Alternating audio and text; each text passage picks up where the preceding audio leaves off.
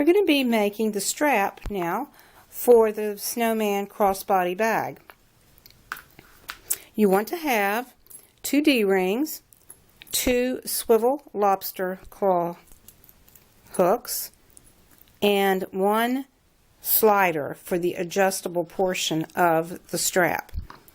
Now these are 1 inch, and then the strap, you could make your strap 1 inch, which would fit through there. 1 inch does fit through there, but I find that if you make it just a little bit narrower, it's easier to get everything threaded. So I have made my strap. I've cut the fabric that's going to be used for the strap for a 3/4 inch strap. So you want your fabric that you cut to be 4 times larger than your strap. So since this is going to be a 3/4 inch strap, then you would want to say 3/4 times 4, just do the math, and that gives you 3 inches. So this is a 3 inch wide strap fabric that I have cut here, and the length of it is the 55 inches. You don't have, if you're not going to make it adjustable, it does not have to be that long. That would probably be too long if you weren't planning on making it adjustable. You also want to have some fusible fleece, and that needs to be cut just slightly narrower than the 3/4 inch. And the reason is you're going to be laying that into one of these folds. Now let me start you off with how I go about creating the placement to make my folds. You take your fabric, lay it out to the ironing board, and fold it over first, right in the half, like that, and then just press that down with the iron. Then open it up and take one end of your fabric and fold that up so that the edges meet that line that you have just creased in there, and press that, and then take the top down and do the same thing. So now you'll have both long edges of the strap fabric folded in half, meeting that center, that very first center crease line you made. Then you would fold that again and press that down completely. So you'll have 4 folds in here. Now you open it back up and you take that fusible fleece that you cut and you lay that inside this second fold area and press that in there. And you go the full length of the strap.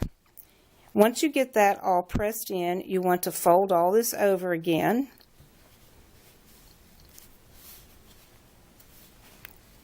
And then take it to the sewing machine, and you're going to top stitch about 1/8 inch from both long edges. Something that I failed to mention is that most likely you are going to have to join 2 fabric pieces in order to get the length that you need, and try to join those in a diagonal rather than going across vertically, because you'll have a lump there if you do the vertical, and if you do it at a diagonal, you can there's no lump and you can hardly even see the seam on the other side.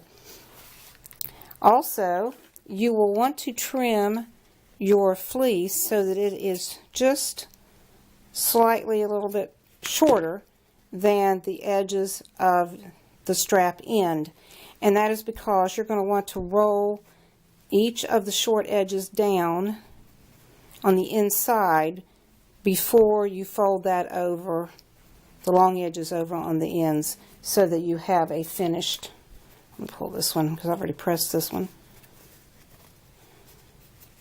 so that you have a finished edge when you do your top stitching.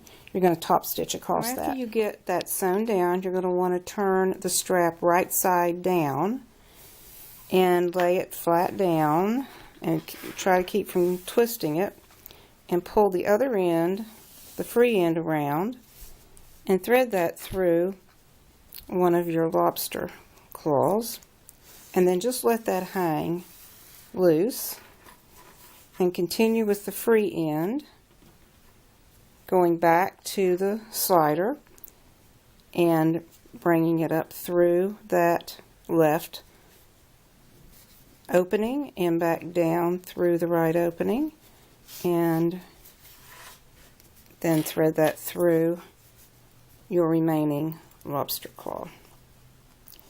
And when you do that, you want to bring it this way so that your stitching is going to be back here.